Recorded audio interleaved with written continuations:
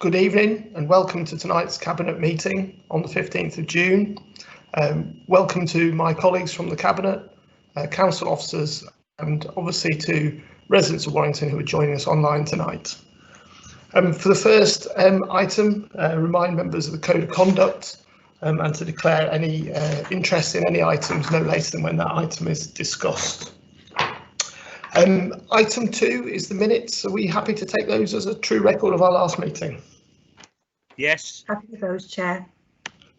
Okay, thank you very much. Obviously, we've been in fairly unusual times recently with the coronavirus crisis. And for the last few months, the council has done a great deal of work to deal with the COVID-19 situation here in Warrington. One of the things I wanted to do was to get an update on how we've responded so far as a town. And in order to deal with it at tonight's meeting, I was proposing that we enter a short recess and pass over to Stephen Broomhead, the Chief Executive, in order to take us through a brief presentation on Warrington's response so far. Is that the will of the meeting to do so? Yes. Yes, that's fine. Okay, thank you. In which case I'll pass over to Stephen. Thank you. Thanks very much, Russ. So we have a presentation. There's a lot of information here. We will circulate the presentation publicly as well as to around the council, Russ. This is about our corporate response to the pandemic. Have the next one, please, Chris. So it describes what our response has been and our approach. Obviously, we're now moving away from the response phase very much towards recovery and restoration, but I think we all realise we're going to have to learn to live with COVID, both medically, economically, socially, psychologically, culturally and politically. There's no light switch moment, as the government keeps reminding us about this pandemic. So the emphasis in this presentation is around the response phase. Our own arrangements, next slide please, Chris. The government's arrangements, we've been very much working in careful symmetry with the government's overall arrangements, the Cabinet Office and CLG, and in particular we've worked with the Cheshire Local Resilience Forum, and we've been members of the strategic group around coordinating the response across Cheshire. That group's got a number of cells. Teresa Whitfield has been responsible for dealing with excess deaths, and I took the responsibility for the PPE cell, ensuring we've got adequate supplies of PPE throughout the whole of Cheshire. Internally, we've established council structures, the COVID response group. You can see it's structured there. That's been meeting weekly and allows key officers to come together to deal with the key issues we've faced in our response to the pandemic. Next. This is our initial plan. You can see it for yourself. We've wanted to make sure we've got a balance between concentrated health and social care and supporting the vulnerable, information, supporting businesses, keeping our waste collections going, all three streams of waste collection, keeping those going, and making sure we maintain our parks and green spaces, supporting our schools and making sure our kids get the free school meals within the eligibility arrangements. So that's been our plan, our plan, as you can see in front of you. Thank you. Next, please. We've also wanted to make sure that our communities have been reassured by what the council has been doing in its leadership role. So we've had a very extensive approach to communication. You can see on that slide there some of the areas that we've covered through leadership statements from the council leader and myself, leaflet drops, particularly around the Safe and Well service, and extensive liaison with the media, including TV and radio interviews.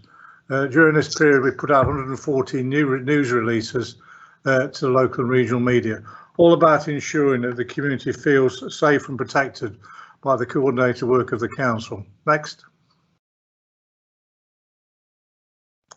We spent a lot of time looking at the way our workforce is going to be deployed. I'll just ask Gareth Hopkins to come in and talk a little bit about what we've done with our workforce. Gareth, please.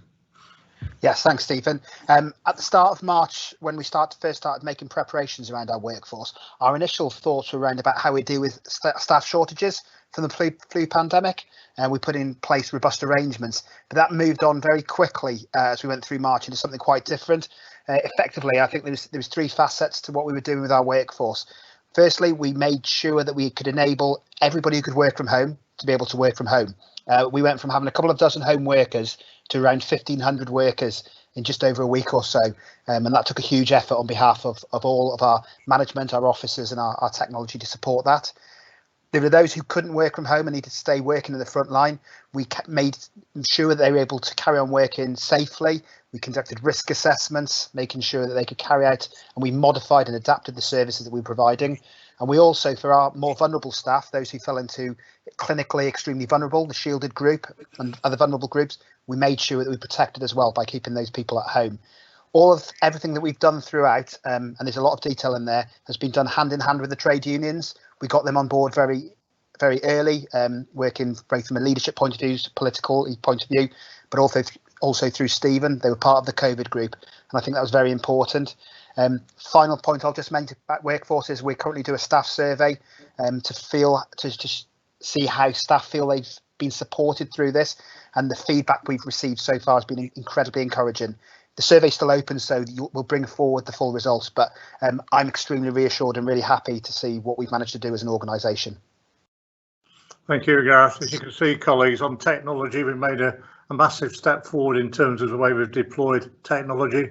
Before the pandemic, we had 200 people a day on average working at home. We now have 1,500 people deployed working from home. I think we've done some really good work in that. We've had to make sure that the IT has been upgraded. Indeed, we've had some historic moments, including the first cabinet meeting last month on Teams, and of course this one. We've also made sure we've delivered laptops to over 400 kids who needed them to make sure their home education can be supported. We've done a really good job there. If I might say, despite the work of the Department for Education, who put lots of barriers in our way, but we managed to get that delivered in the right way. Next. Next. Thank you. In terms of excess deaths, Teresa Whitfield, who looks after emergency planning, has been responsible for this area. During the period as of the 29th of May, we had in total over 1,000 deaths in Warrington, and 213 of those were directly COVID related.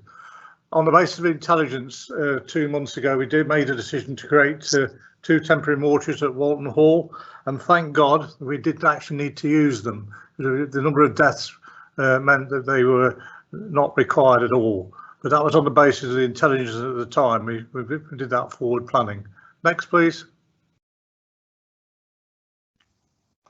We've given a lot of support for our residents and businesses, and Linton Green will take these slides. Linton, please. Thank you. Yeah, I mean, one of the big things that we've had to do is help through with the government funding scheme, particularly with the small businesses. So immediately there was a notification around business rates, where we've now issued business rates relief to numbers of small businesses. On top of that, we were allocated just over £36 million to support small businesses by giving out grants. As of Friday last week, we distributed 92% of that allocation, which is almost £34 million to a number of small businesses, helping them keep going, whether they got grants of £10,000 or in some cases £25,000. One of the things we early identified around that, though, was that didn't pick up a number of businesses that operated out of premises where they didn't pay their business rates. So we were quite loud in terms of lobbying for extra funding, or at least the ability to be able to fund some of those other small businesses. And that's something that we were then able to start doing about 4 weeks ago. At the moment, we've nearly, it says there 680,000. We've actually, through our discretionary fund, just topped over £1 million just over the weekend. So £1 million to small businesses that aren't paying business rates, but would otherwise be suffering in terms of their impact on the economy as well. Right, next.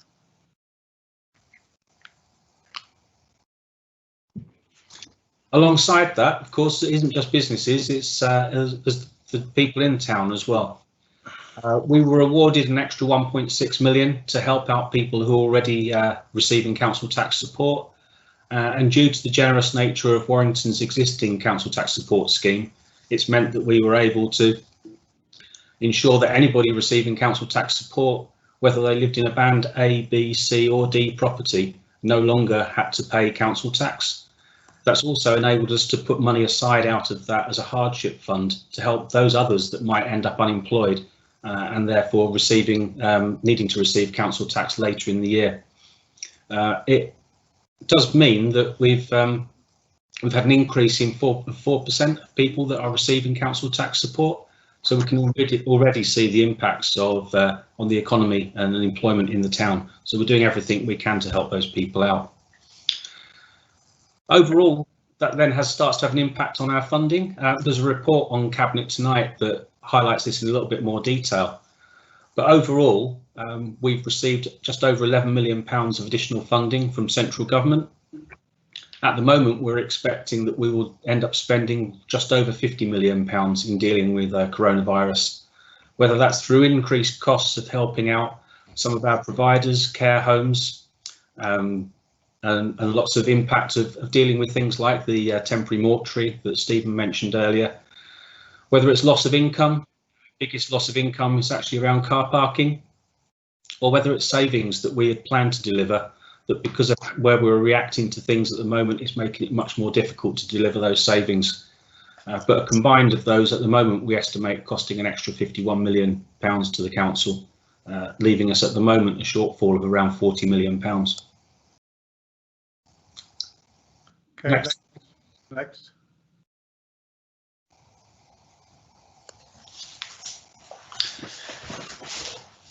In addition to that, I guess the other part around our businesses and residents is part of how we start to get back to a new normal. So things that have been put in place around the town centre, particularly in advance of Ready for Today, allowing some of the retail shops to start opening, changing some of the signs in the town centre with one-way systems, keep your distance signage. You know, all the signs that are shown there, you know, really trying to make people stick to the social distancing. In terms of Warrington's own buses, they reacted really quickly, trying to make sure that we could help health service, help staff get to work. We carried on trying to keep as many buses going as possible, and now they're stepping back up to an almost full provision again, so that they can keep social distancing on buses, allowing 25% normal capacity through the day. Okay, next, Gareth Hopkins will take the next 3 slides, please. Gareth, thank you.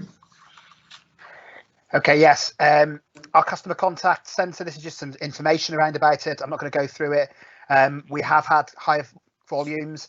We've changed our contact centre to support the safe and well work and work alongside of those, making sure that we're prioritising the calls that are coming through.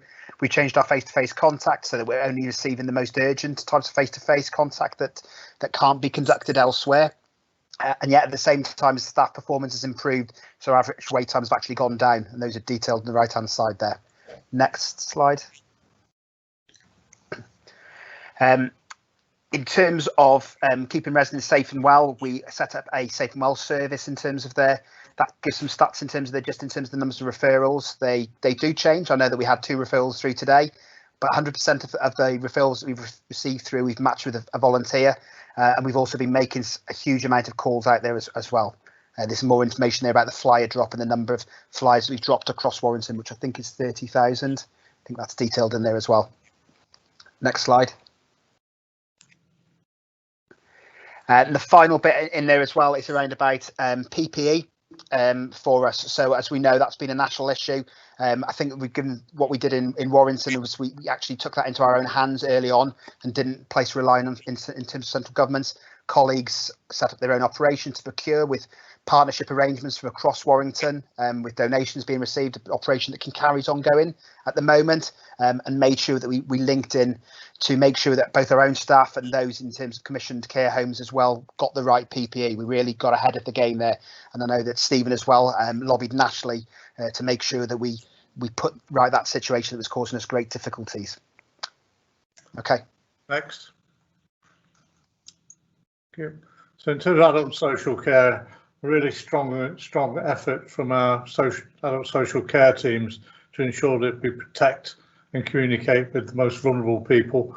The slide there describes some of the things that we've done in terms of establishing a triage hub, making sure that PPE, particularly for care homes, was provided on an immediate and emergency basis as and when required, making sure we've been developing outbreak plans and ensuring that our care call capacity was made available and worked well. We've worked very closely around the homelessness and domestic abuse services. We've put extra resources into both of those areas, including, of course, providing the homeless people the opportunity to be off the streets and be in the travel lodge facility. And we are certainly determined, I know Maureen McLaughlin is, to make sure we never go back to where we were before. So that's adult social care. Next, please. And there's a summary there, just some of the things that we've done in order to have that focused approach around adult social care. I'll just draw your attention to the one at the bottom there. We provided £1.75 million to care home providers who clearly have got many challenges with the situation they found themselves in, including now, of course, voids, because there are vacant beds given the sad impact of COVID in the care homes. Next, please. In terms of public health, our Director of Public Health, Irene O'Meara, has worked very strongly across Cheshire and Merseyside, particularly around intelligence and making sure that we contacted the 9,000 people on the Warrington list who required shielding. We had some difficulties with the accuracy of that list that was provided by government. We had to really work hard to make sure it was accurate and reliable to provide the shielding service. Next, please. And you can see there in the summary, they're just some of the things that we've accomplished during this process of making sure the public health advice and protection arrangements are in place. Next. Ask Gareth Hopkins to say a few words, please, about test and trace. Thank you, Gareth. Yeah, very quickly. So we were led to believe for the first couple of months of this crisis that the test and trace service that was going to be set up would all be delivered centrally. There was no clarity provided to local government in terms of what our role was. We finally got that, started to get some of that clarity actually mid-May, and it became clear that it was actually going to be a very specific ask in terms of the Director of Public Health in terms of putting together outbreak control plans, which have 7 components to them, which are detailed within that slide, everything from controlling outbreaks in complex settings through to making sure we've got the right testing arrangements. As you would expect, we got ahead of this. So again, working with Eileen and other colleagues and also looking across the sub-region, we got ahead of this and we're well prepared in terms of getting some preparations to get this up and running by the end of June. Okay, next. We've worked really well to make sure our schools receive advice and guidance throughout this process. The education team led by Paul Worthington and Matt Smith done a really good job to make sure our schools are absolutely clear about what's expected of them. This has been despite the government. It's not only just performed U-turns, it's been backwards somersaults with a twist twice actually around the school provision and the return to schools of an expanded school offer. Please remember, colleagues, that the schools have remained open throughout the whole of this period to offer support to key workers' children. But we're now in a situation where the school leadership group, which is made up of head teachers, which has been meeting very regularly, agreed last week it was safe on the basis of the advice received by Public Health to return to school. And so today, within the designated year groups, schools have actually gone back. I think we've done a really good job here. We've worked well with the head teachers to make sure we had a coordinated approach across Warrington. And I thank again the staff and Matt Smith for the work in this area. Next.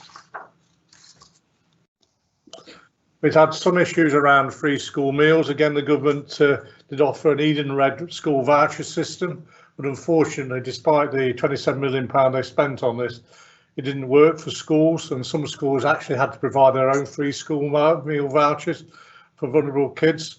But we've actually set up a very good service now, and we've produced nearly 15,000 free school meals for vulnerable children and the children of critical workers during this period.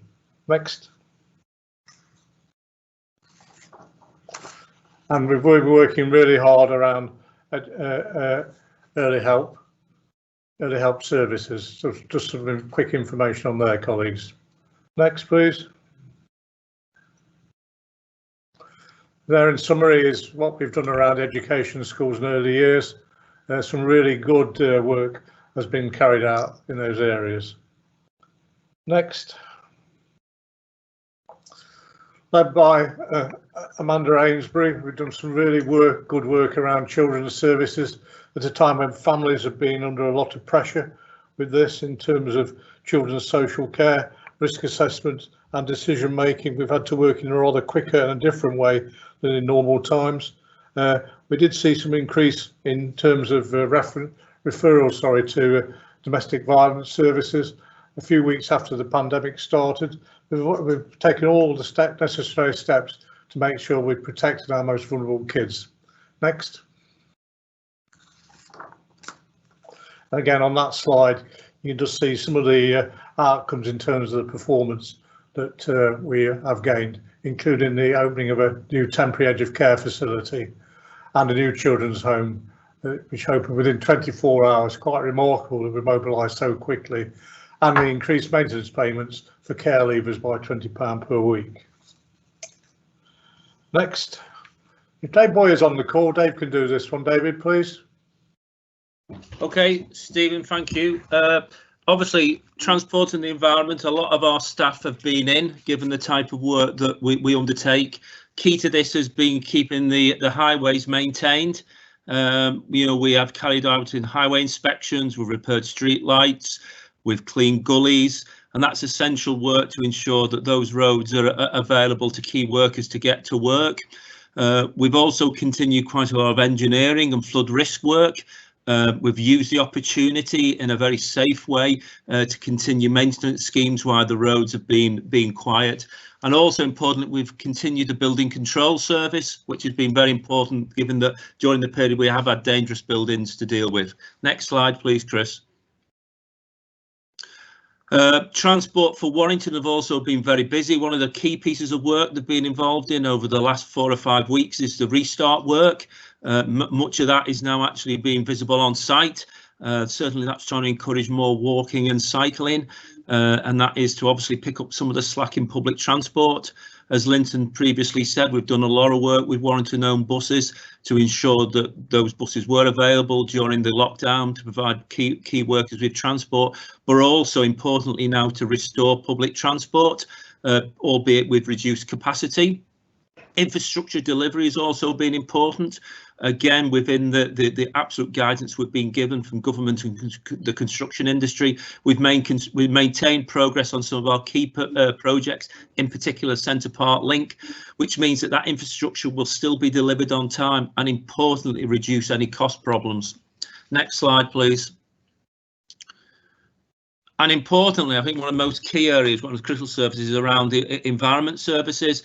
Steve has already said that we maintained all of our waste collection, albeit having to deal with increased volumes, and a number of local authorities didn't do that. I think that's been a key thing we've done, and we had to redeploy staff into that service area to do that.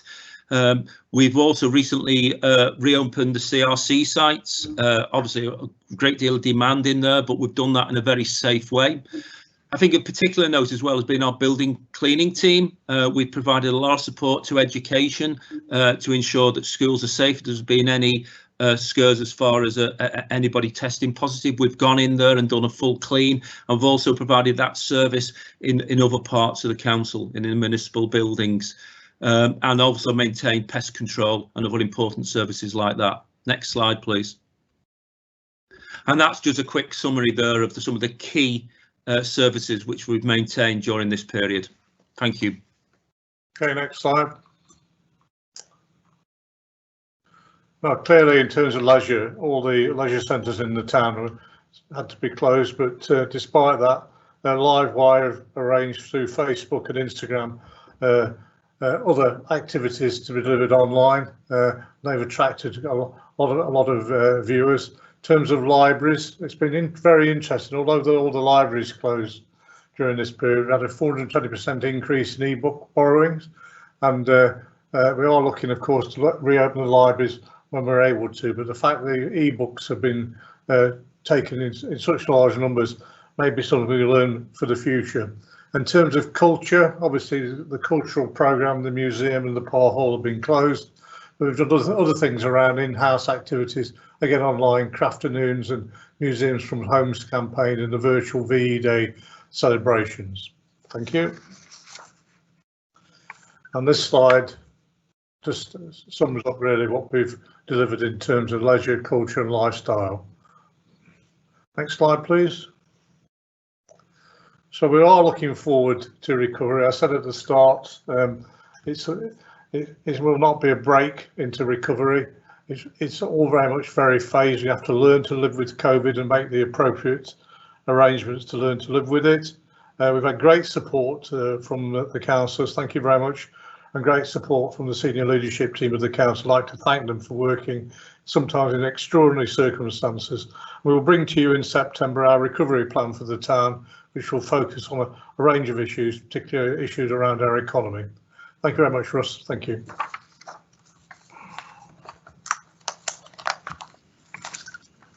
Thank you for that, Stephen, and thank you to colleagues for their contributions to the presentation. I think it's quite striking the amount of work and, obviously hard work and high quality work that's being done by the council in what are obviously very testing circumstances.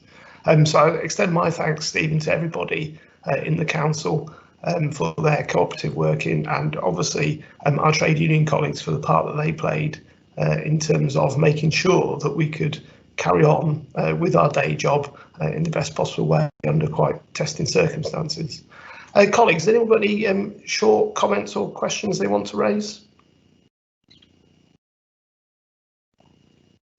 Okay, I'll take that as a no then. Thank you for that presentation then, colleagues. Most informative, and I'm sure that the residents of Warrington will be interested as well to see the work the council's done over the last few months. In terms of moving forward now, we'll return to our part 1 agenda. A reminder that this has been publicly broadcast. When we reach part 2, that will be the confidential items on the agenda, and that's when the broadcast will end and councillors on the cabinet can continue with the meeting. In terms of the forward plan, item 3 on the agenda, everybody should have had sight of that. I think there's a brief update which you received earlier on this afternoon regarding Together Energy, an update which will come forward to the next council meeting. I think that's it on the forward plan, unless colleagues have got any comments or questions. In which case, I'll move on to item 4 then, please. Performance report Q4. Now, I'm not sure if Councillor Patel has joined the meeting yet. In which case, I will take this item. Obviously, colleagues would have seen previous performance reports. This obviously follows that well-trodden format. Obviously, it relates to delivery against the council's corporate strategy, and particularly around our fundamental pledges about supporting the most vulnerable in our town, about growing a strong economy, and about building strong, active and resilient communities. And of course, the other thing that we've added now as a priority is obviously creating a place that we're proud of, whether that's living here or working here. The key performance indicators were developed in partnership with the senior leadership team, and they reflect the priorities that we've got over the year. And those are set out in section 3 of the report under those key headings under our pledges and priorities. In terms of specific notes, I don't think that I have any particular ones to bring out. I think, generally our direction of travel has been very positive and good, and you'll see that in the scorecard, which is the appendix to the report. And you'll see in particular, a strong record of delivery against each of those service measures. On that basis, I'll move to the recommendations as set out in section 9.1, where Cabinet notes the Q4 performance position and notes that obviously Cabinet members will continue to liaise directly with directors responsible in those service areas. Have we got any comments or questions on agenda item 4? I have a comment. Sorry. Okay, Councillor McLaughlin. Thank you, Councillor Bowden. I just wanted to pick up on under item 3.4. It talks about all the work we're doing to get school meals to children who are vulnerable. And you may be aware that over the summer, the funding for that has not been made available. So this is of concern when we consider the amount of vulnerable children we normally try to support over the summer and the difficulties we're going to have in running the kind of summer programs we've done in the past. So I think this is an issue that we need to push back on a little bit to government and try and get something in place over the summer. But also I'm still working hard with the public health team to look at what we can do to support children with the kind of schemes we've done before and how we could adapt those. Thank you for that, Councillor McLaughlin. I think that's a useful contribution. I think you're right in terms of the traditional support we've offered to vulnerable children over summer holidays, and I think it is certainly going to be exacerbated this year. I think it is gaining quite a lot of national traction. I think, for example, even in terms of providing free meals over the summer, that's got a lot of high profile today with the letter from Marcus Rashford, for example. I think people recognise that throughout this period, some of our vulnerable children, have suffered in terms of the level of support they've got, but obviously for some of them, the inability to go to school. And I think it's important that we recognise that and their needs, whether that be in terms of their education, but obviously in terms of their mental and general physical well-being. So it's a good point made. I'm sure we'll work to do what we can over the summer to support those children. Any other comments or questions, colleagues? Yeah, just one comment, Councillor Higgins. Yeah, on the section 3.6 regarding resilient communities, it makes reference to the Central 6 Regeneration Master Plan, which I presented in February of this year. Just for colleagues' notification that the first delivery board meeting will be Wednesday, the 8th of July. And that's an update. Okay, thank you for that. Yeah. Any other comments or questions? Okay, do we have a second of the report? Yes, I'll second it. So was that Councillor McLaughlin? Yes. Okay, thank you. It's difficult to know who's speaking sometimes. Okay, it's been moved and seconded, colleagues.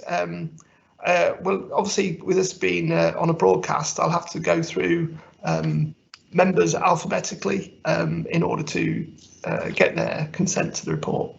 So, Councillor Bowden, 4. Councillor Guthrie? 4. Councillor Higgins? 4. Councillor Knowles? 4. Councillor McLaughlin? 4. Councillor Mitchell? 4. Councillor Mundry? 4. And Councillor Smith? 4. Thank you, that's unanimous. Moving on to item 5 then, finance update COVID-19. Councillor Mitchell, please. Thank you, Chair. Colleagues, the first cases of COVID were identified in December last year in China. Since then, the virus has spread across the world and was declared a global pandemic in March. The Coronavirus Act was passed by Parliament on the 23rd of March, and that was done for the government to respond urgently to the crisis. This council, like all other councils nationally, is facing huge financial challenges in respect of the response to the virus and the impact on service delivery in terms of the increased costs and the lost income. This is likely to have a significant impact in this financial year and on budget setting and resilience in the medium term. The pandemic has been classified as a major incident, and the major emergency plan has been invoked across the council. There have been changes to service arrangements and face-to-face services have closed. Costs have risen in specific areas. Adults and children's social care, education, homelessness and planning have all been affected, but especially adult social care. The council has focused on key areas. It's continued to focus on early intervention and prevention, managing and prioritising need and capacity building, all overseen by strong governance arrangements.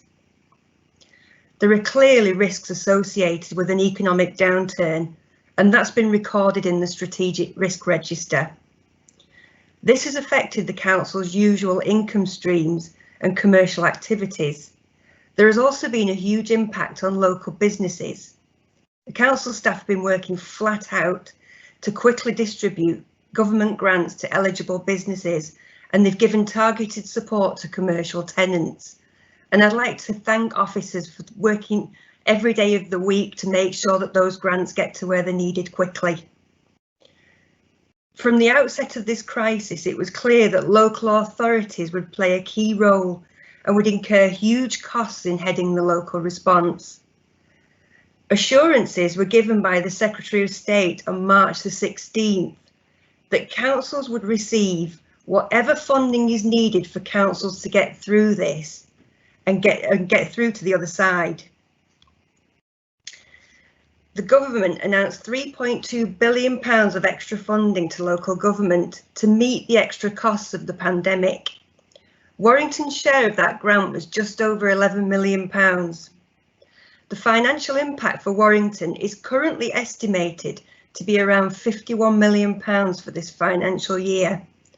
Table 1 in the report sets out the increased cost forecast by area and the split between undeliverable savings, increased costs and lost income to the council.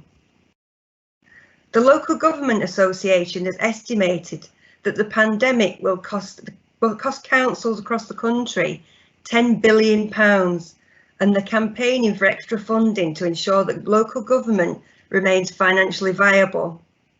They say extra funding for councils will be helpful, but they'll need to up to 4 times the funding that they've been allocated by government so far. As of today's date, there is no clarity on the specific level and nature of any further support for increased costs or lost income. The MHCLG is requiring local authorities to complete a quarterly return setting out the budgetary impact of the pandemic. Councils across the country have spent hundreds of millions of pounds more than was expected during lockdown on providing social care, personal protective equipment for staff, housing people who are sleeping rough, supplying emergency food packages, and at the same time losing revenue from council tax, parking charges and leisure fees. A small number of other councils in the country have used emergency powers under the Coronavirus Act, which allows them to suspend legal duties to provide certain aspects of social care. And while that saved costs, charities have warned that that puts older and disabled people at risk, and that is a road that Warrington has not gone down.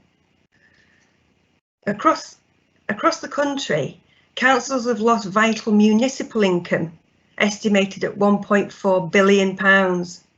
That includes a loss of more than £400 million in business rates, £288 million loss in council tax caused by residents cancelling direct debits after losing their job, for example, and a £341 million loss in fees and charges, and that's across the country. A few weeks ago, Windsor and Maidenhead District Council, that's Theresa May's constituency, indicated that they were about to announce bankruptcy, having predicted a £14 million shortfall and only £6 million in reserve.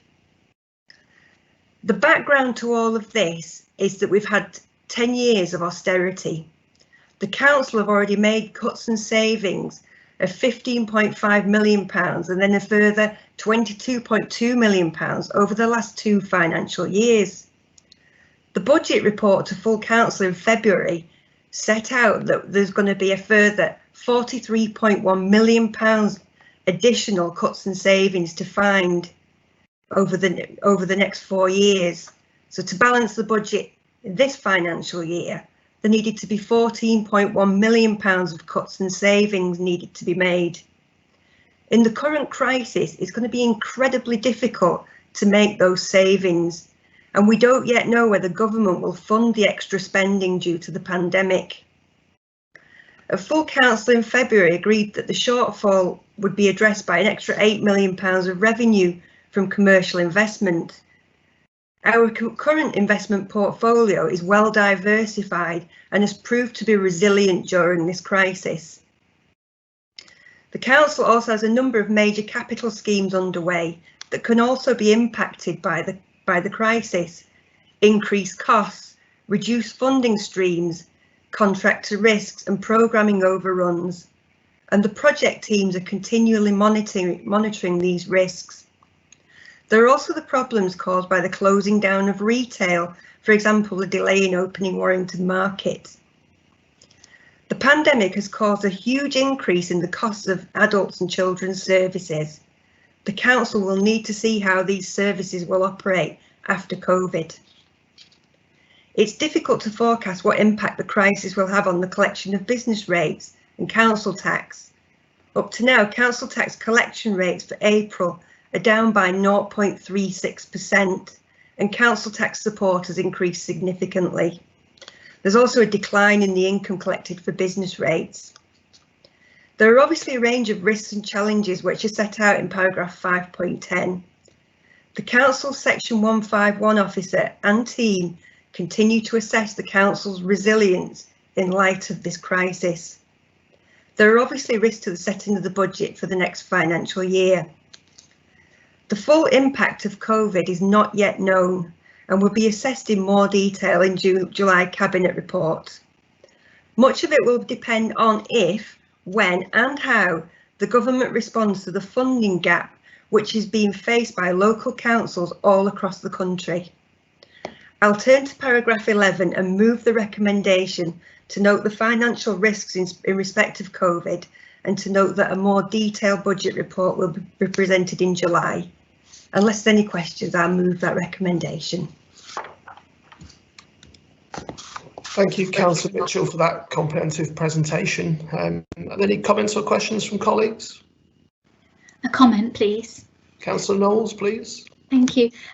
Just to say that really this report is the flip side of the presentation that we've just had, and that kind of almost mind-bending diversity of responses that's been required over the last few weeks all cost money, but equally they've all been highly appropriate responses right across all areas of service.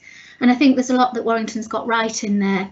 Everything from making sure that all of those bin collections were done through to a lot of the work in adult social care, some of the integrated work with other organisations, which means that there has been some extremely careful stewardship of the funds that have been available. But none of that's really to deny the fact that there is going to be massive pressure and ongoing pressure and ongoing complexity, because this thing isn't just going to be over. And for some of those residents who are the most vulnerable, they are still going to be at increased risk and presenting with increased vulnerability over the coming months and even years because of the way things have had to change and the ways in which they need to be protected and cared for.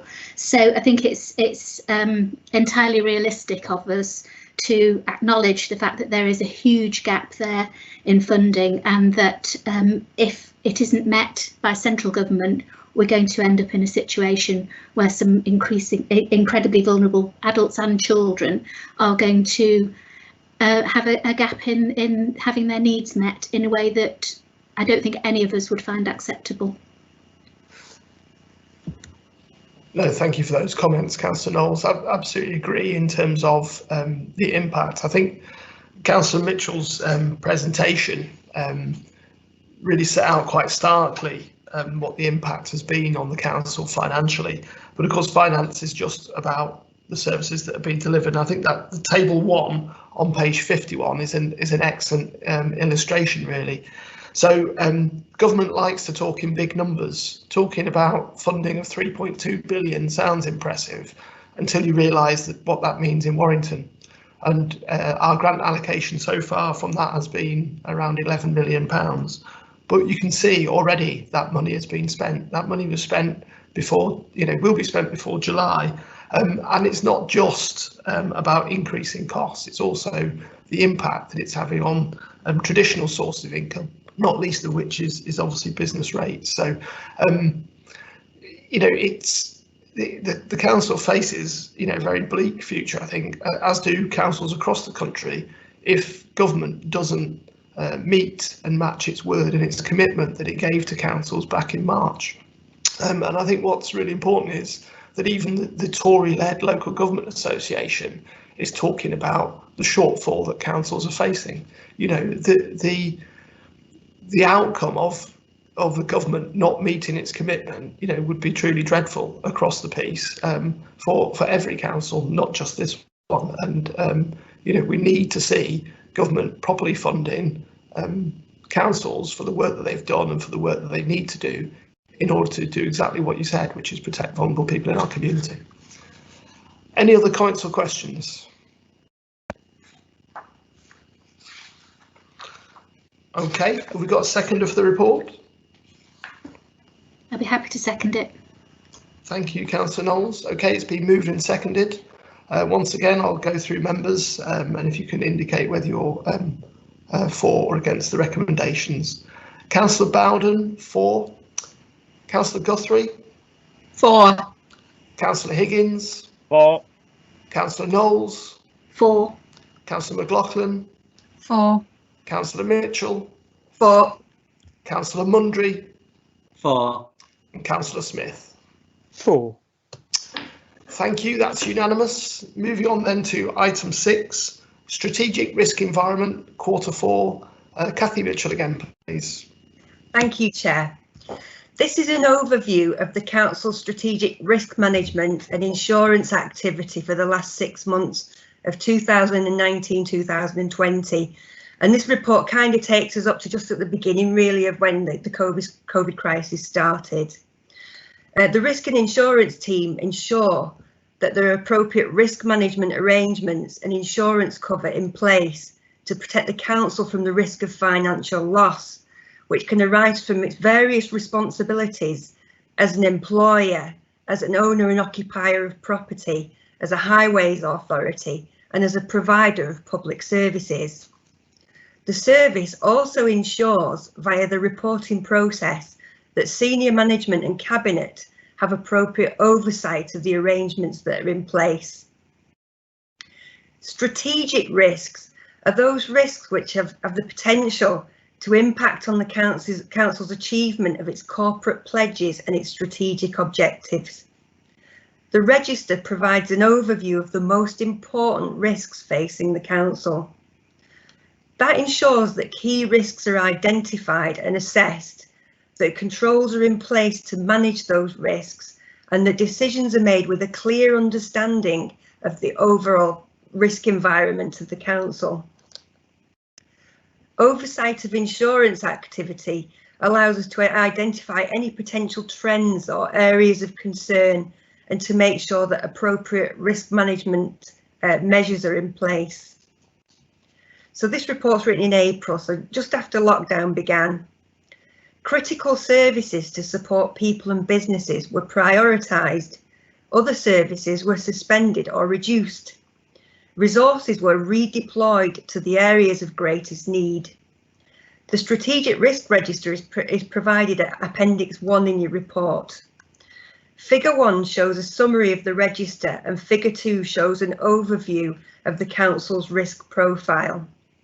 I'll just highlight a few of the most relevant risks.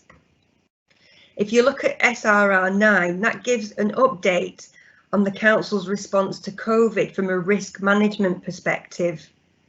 The Council had already recognised the risk of a pandemic outbreak and significant work had been done to prepare for such an event. SRR 12 recognises the risk of a major incident. A major emergency plan had already been made and was invoked for the pandemic. SRR 10 recognises the risk of an economic downturn. Additional staff have been redeployed to ensure that benefit applications could be processed and government funding could be distributed quickly to eligible businesses. And like I said before, the staff have worked incredibly hard to get that done quickly. The risk to the council's financial stability is recognised at SRR 18, and that's been discussed in the previous report. Brexit, of course, is still under negotiation, and that's recognised as a risk at SRR 22. I'll turn now to the insurance activity. The council works in partnership with Salford City Council to manage insurance claims on our behalf. A summary of the activity from October 2019 to March 2020 is summarised at figure 3. The numbers and types of claims closed are set out in paragraph 5.4. At the time of this report, there didn't seem to be any reduction in claims as a result of lockdown. New claims are set out in paragraph 5.5. We pursue suspect claims with vigour.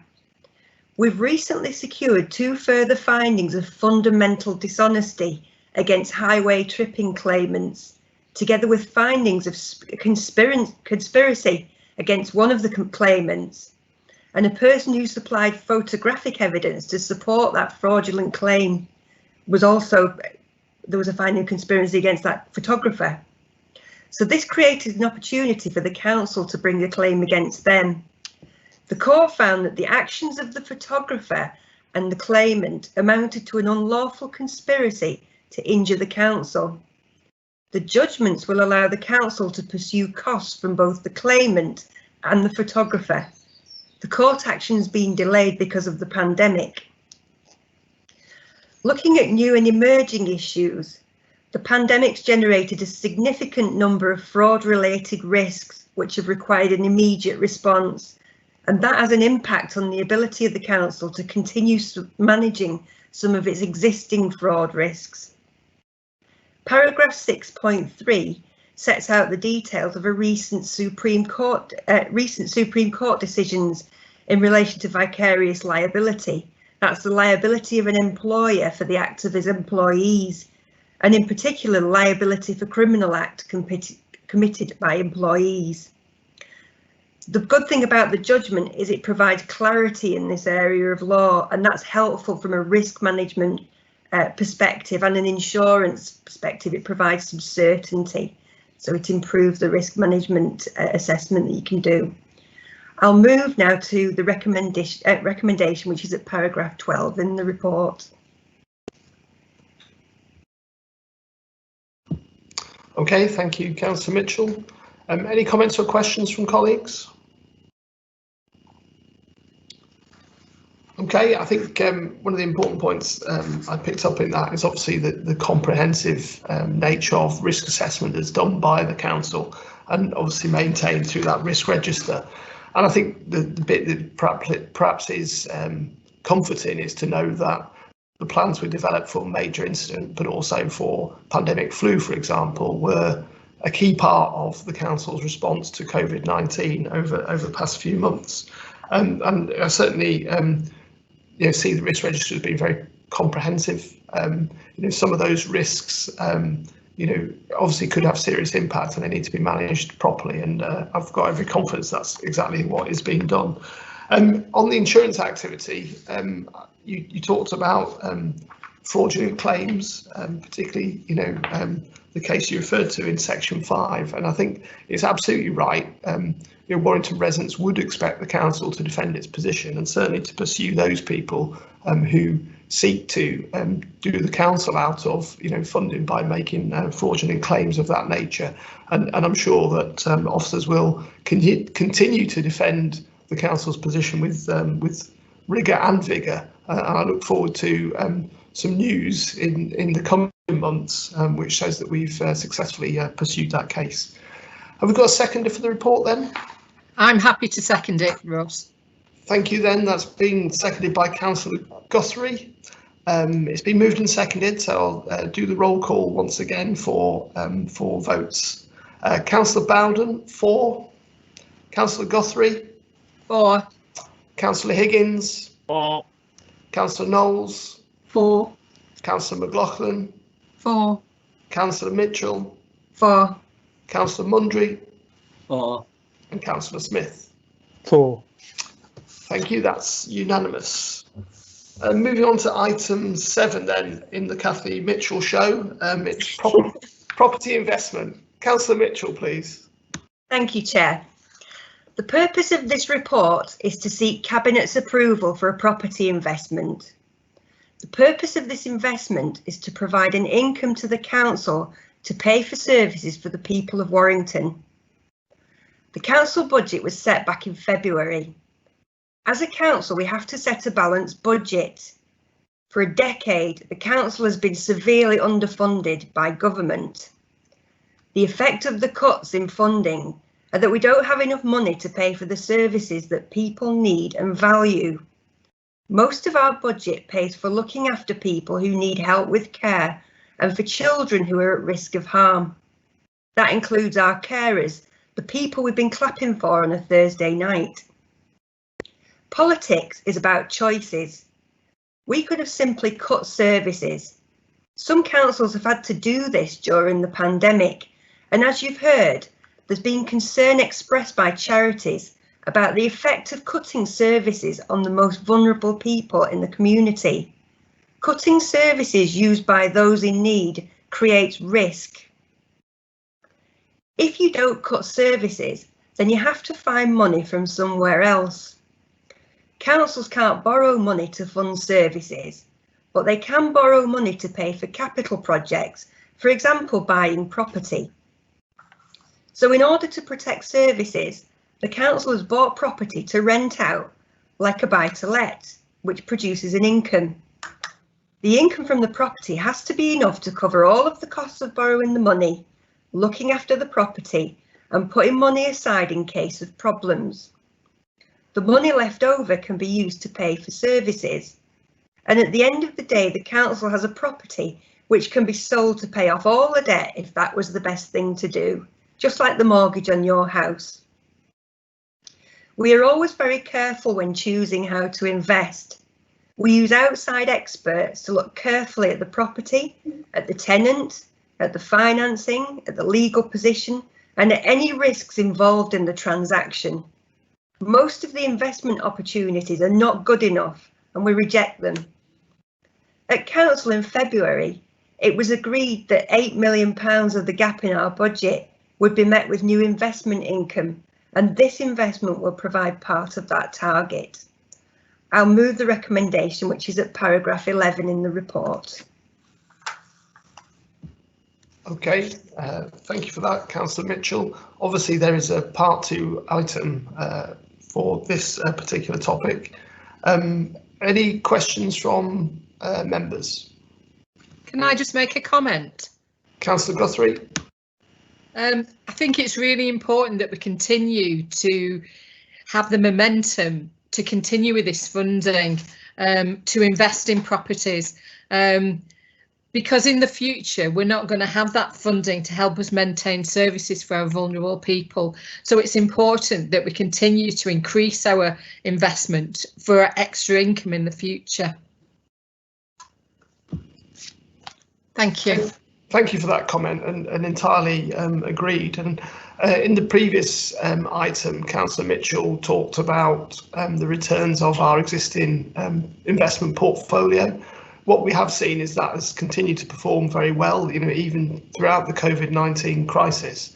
And it's really testament to the risk assessment that's done by council, through third parties, and through the expertise of our own officers, to ensure that those are strong investments. And clearly that that's been proven now. That they're still generating a significant net income to the council, which is helping to fund services, particularly in the current funding climate uncertainty.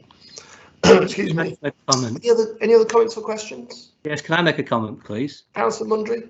Yeah, I'm just saying this is a part of the council's strategy we set aside at the beginning of the year, where we're going to actually try and find the £8 million shortfall from government funding to try and plug the gap to make sure we can hold up public services and deliver a service to our residents. So we're obviously following in line what we've already agreed to do, and we're just finding investment schemes to take that forward. Unfortunately, what we have to do is actually to find other ways of raising income to fill the gap where government don't fund us fully or properly. And it's a sad situation to be in, but one, I think Warrington's got a good reputation in finding good investment opportunities to do this. So I'm all in favour of what we're trying to do in the absence of government funding. No, thank you. I think that's really important clarification, Councillor Mundry. In terms of what the driver is for the council's investment programme, it's clearly about making up for the lack of funding that comes from government, and obviously continuing to provide those vital services that people here in Warrington need. So, I think that's a really good clarification. Thank you.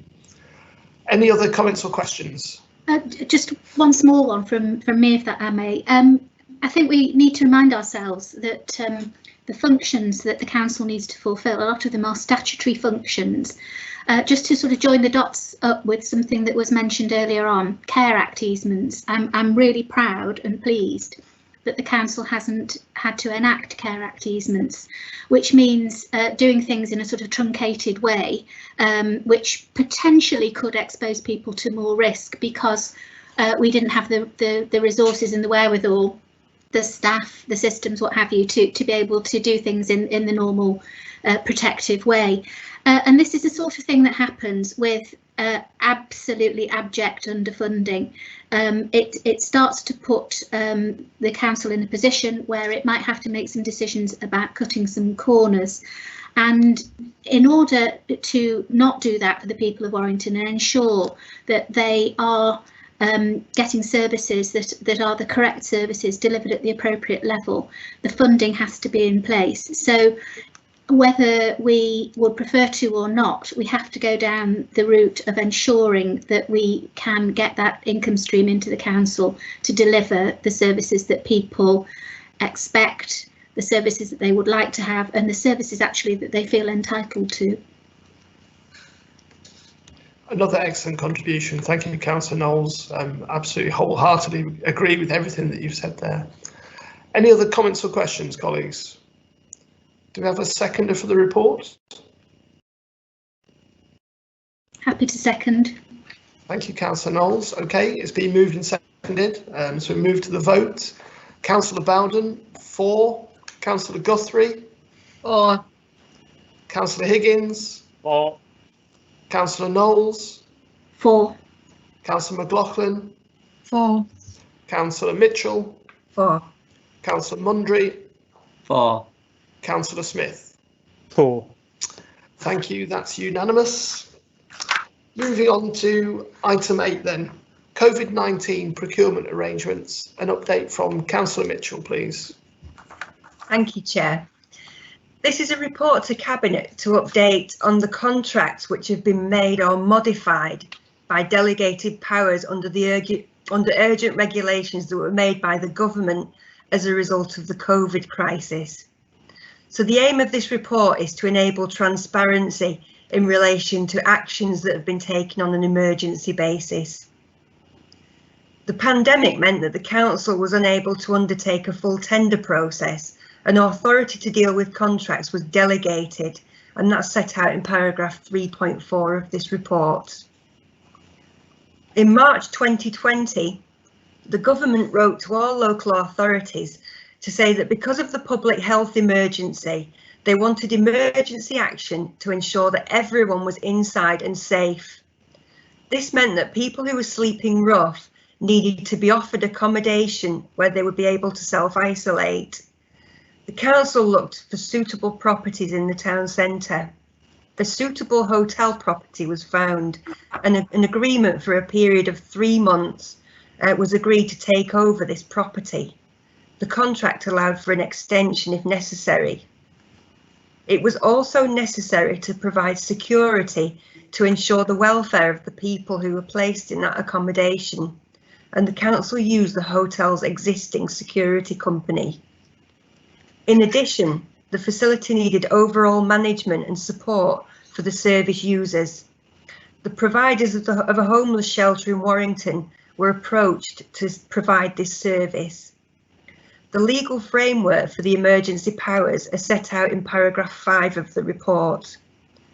I'd just like to say that all of the parties involved, the housing team, room at the inn, the security company and the hotel have all done a wonderful job for the people who were homeless, you know, at the start of this crisis.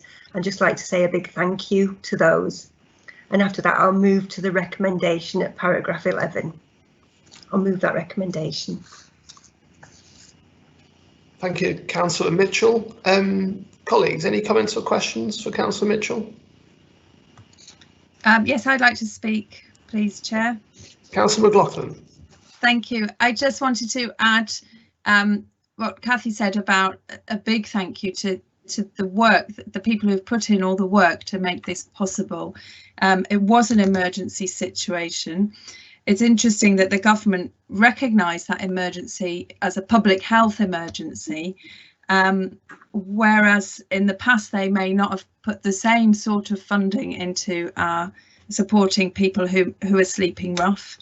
There is a programme that we're working on for when we have to hand the hotel back. But we are very grateful to all the parties for working so well together and for everyone who made this possible in such a short space of time.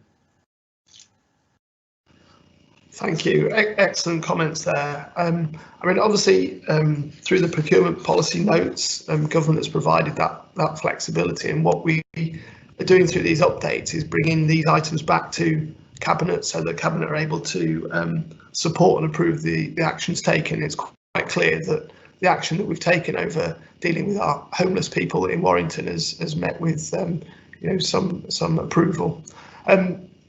Colleagues, any other comments or questions? Okay, do I have a seconder for the report? Yes, I'll second. Councillor McLaughlin, thank you. Okay, we'll move to the vote. Councillor Bowden, 4. Councillor Guthrie, 4. Councillor Higgins, 4. Councillor Knowles, 4. Councillor McLaughlin, 4. Councillor Mitchell, 4. Councillor Mundry, 4. and Councillor Smith. 4. Thank you, that's unanimous. Moving on then to agenda item 9, the opportunity to give Councillor Mitchell a rest.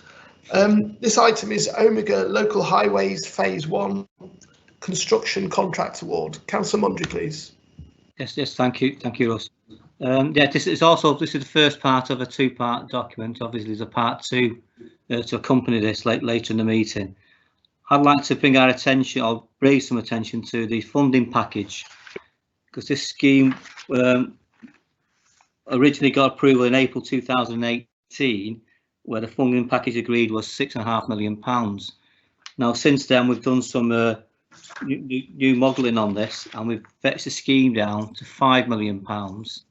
I think interesting on the funding package, what I'd like to highlight is the £5 million, or just under £5 million, comes in at just under £3.5 million come from the Cheshire and Warrington LEP. Developer contributions is just over £1 million, and the council's contributions to a £5 million scheme is £645,000. So we're getting a major scheme in our town, and it's costing the council a lot less than we anticipated. What will be happening in this scheme, what we'll be benefiting from it, is reduced traffic congestion. We'll develop a resilient and efficient transport network that supports the town's growth elements, provide people with a choice about how they travel for each journey. And that's the positive side of this, is people have a choice of how they travel. And I think with the new cycle and walking path we're putting in, and the schemes we're looking in for the new transport plan 4, is we're everywhere we possibly can, we're increasing the opportunity for cycling and walking as part of our transport policy. and giving opportunities to do that. This scheme is a part of that and enhances that sort of process. That's what we're trying to do. So that'll still be going ahead, and a £5 million scheme with £640,000 coming from the council. So we're doing quite well. We're getting partners on board and improving our road infrastructure. With that, I'd like to move the recommendations as they are in the paper. Okay, thank you for that, Councillor Mundry. Any comments or questions, colleagues? Okay, I think I would certainly echo what you said in terms of the financial considerations here. What we've seen over the last couple of years is obviously a sizable reduction in the estimated budget for this project, so that's obviously good news. And as you highlighted, the reduction in the contribution needed from the council's own capital programme. So I think that's really important work, driving down the costs of this scheme and getting better value for Warrington residents. I think the other point, absolutely agree with is in relation to cycling and walking.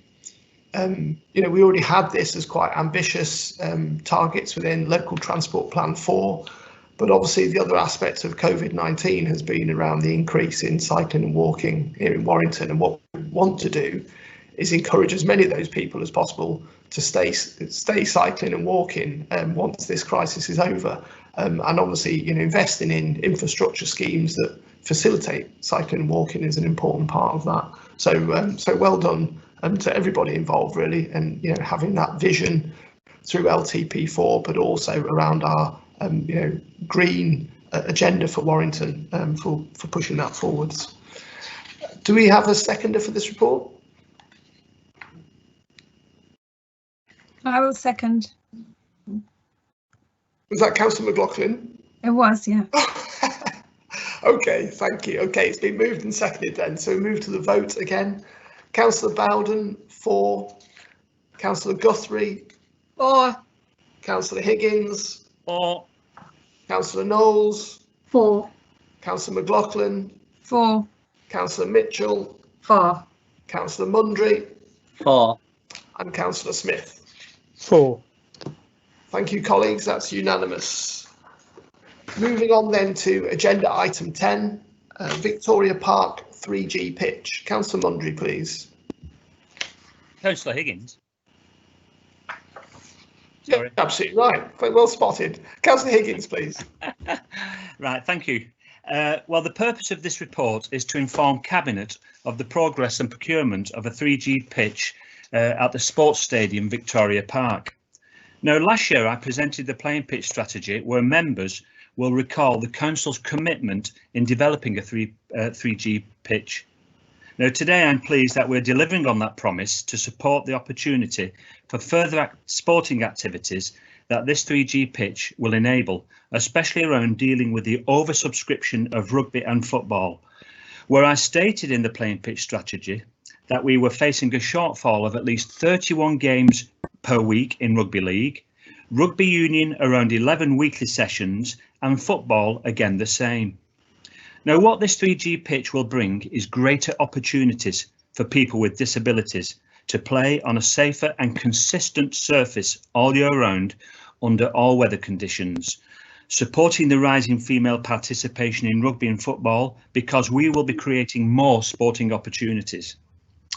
Now, it's also important to remember that players spend more time training than they actually play, and this pitch will give them this opportunity to train for longer throughout the year, with fewer games lost to weather conditions.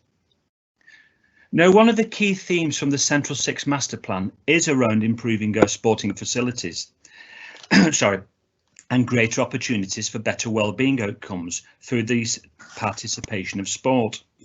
Now, Warrington is a regional leader when it comes to providing top-class sporting venues, and I'm immensely proud that this administration is at the forefront of delivering these opportunities to its residents. To some, it's just a pitch, but to many, this pitch means having the chance to play their sport all year round. Now, we all know partnership is vital when it comes to such developments. It's not just partnership in funding, but partnership in cementing cementing valuable working relationships that further support important investments that we will be seeking for further projects. Now, in partnership with the Wolves Foundation, we were successful with a bid to the Rugby Football League for a Rugby League World Cup legacy funding. And with this funding and support from the Council's capital budget, this project is now possible. And without the opportunity to draw upon the capital budget, projects such as this would not happen. Now, next year, Warrington will be home to the Papua New Guinea Rugby League team for their 2021 World Cup bid. And I know we all wish them every success in their bid. But for me, the big story is Warrington will be home for the Total Disability Games, a great testament to our sporting venue and to our town and reputation. And I believe the lasting legacy will be that more people with disabilities, either physical or hidden, will partake in sport, especially using the 3G pitch surface at Victoria Park. Now, this 3G pitch will cement Victoria Park's position as a sporting centre of excellence and enhance our reputation as a town that's proud of its sporting heritage.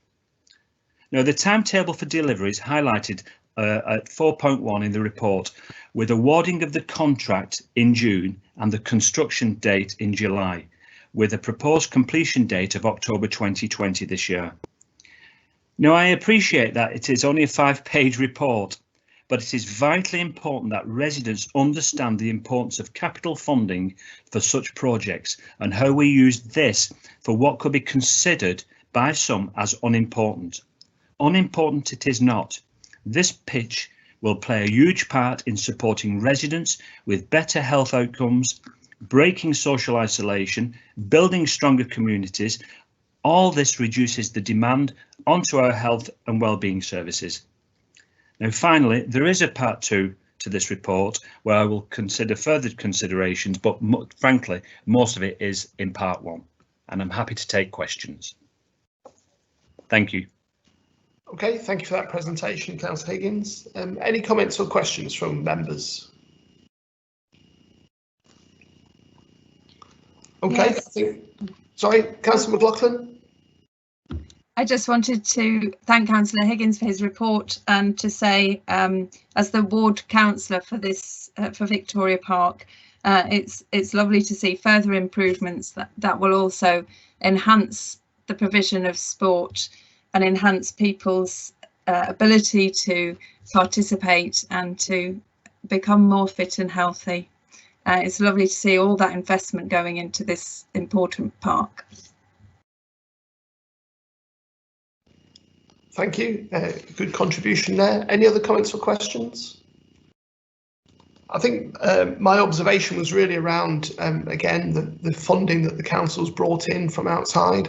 Obviously, in relation to the Rugby League World Cup, then there's a significant portion of the overall cost here is being met through the RFL's legacy fund, for example. And you made the point about us as a town hosting Papua New Guinea next year. I think that's something that we can really look forward to. And just in terms of the cultural benefit that will bring to Warrington, as well as obviously the sporting benefit.